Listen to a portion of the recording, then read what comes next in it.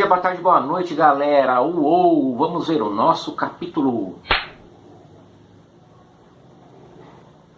Bom, a Guerra do Peloponeso, ela aconteceu por quê? Porque Esparta, usando o pretexto do conflito entre Atenas e Corinto, espartanos aliados de Corinto, começou o conflito. Esparta se envolveu na guerra e a guerra começou. Foi uma guerra muito violenta, né? Os espartanos lutando contra os atenienses com mais soldados, só que os espartanos, né, com aquela fúria guerreira de Esparta, teve vários problemas nesse meio tempo, aliás.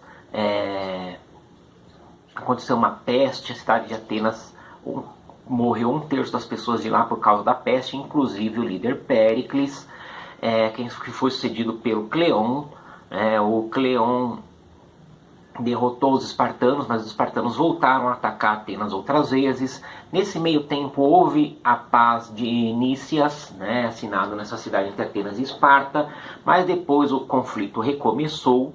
Por fim, os espartanos acabaram vencendo, né? Mas quem ganhou de verdade essa guerra foram os persas. Por quê?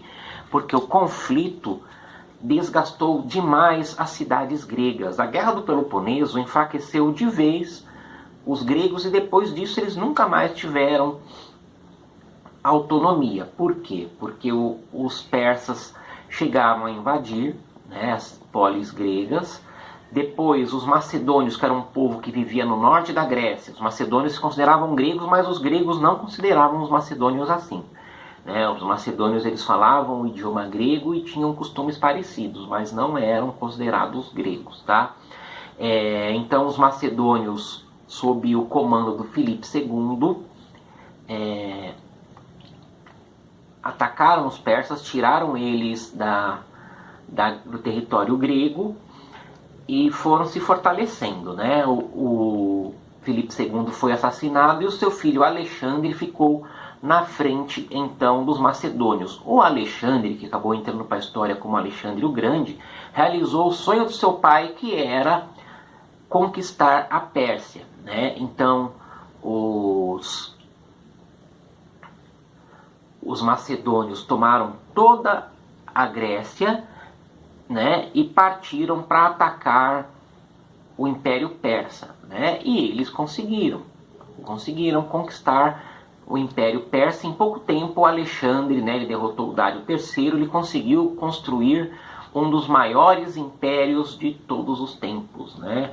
E ele conquistou todo o norte da África, conquistou a Anatólia, conquistou vastos territórios que pertenciam aos persas, né? E ele ficou, em pouco tempo, ele fez, né, um império muito poderoso. Foi um chamado período helenístico lá na Grécia. Por quê? Porque como Alexandre ele teve contato com vários povos do Oriente, a cultura grega se mesclou com essa cultura oriental, né? Oriental que se diz ali dos árabes, cultura dos persas, e aí sim surgiu, né, a cultura helenística. Nas artes, a cultura helenística é marcada principalmente pelos corpos humanos muito perfeitos, né, nas esculturas, e com expressões das faces muito dramáticas, né? Eu, particularmente, da arte grega, o que eu mais gosto é da arte helenística. O Alexandre chegou a fundar 9 cidades chamadas de Alexandria, né? Acho que ele era um pouquinho egocêntrico. Inclusive a cidade de Alexandria, né, no Egito, que existe até hoje, é uma das cidades mais importantes do Egito, na época foi, né, fundada ali no delta do Nilo e se transformou em uma das mais importantes cidades do mundo antigo, né, como é importante no Egito até hoje. Então, a Guerra do Peloponeso ela enfraqueceu tanto Atenas quanto Esparta e as demais cidades gregas. E aí nunca mais foram conquistados pelos persas, depois pelos macedônios, depois veio a conquista dos romanos, depois dos romanos veio lá o Império Bizantino, enfim. Né, a Grécia perdeu sua autonomia política e isso vai demorar muito tempo para a Grécia ser novamente um país autônomo, né? Isso vai acontecer já no final do século XIX, comecinho do século XX, com a queda do Império Turco Otomano. Mas aí, coisas que nós veremos muito mais para frente. Beleza, galera?